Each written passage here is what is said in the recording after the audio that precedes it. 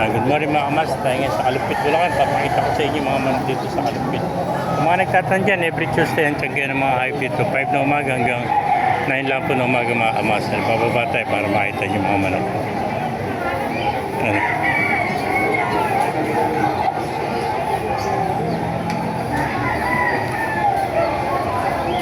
Gandang dulo, sa dulo mga kamas na sila nakapesa sa may pila ng tricycle. Ito yun sa bakante lote. Yan mga kamas. Mga manok dito. Mga nakasilong sila ngayon.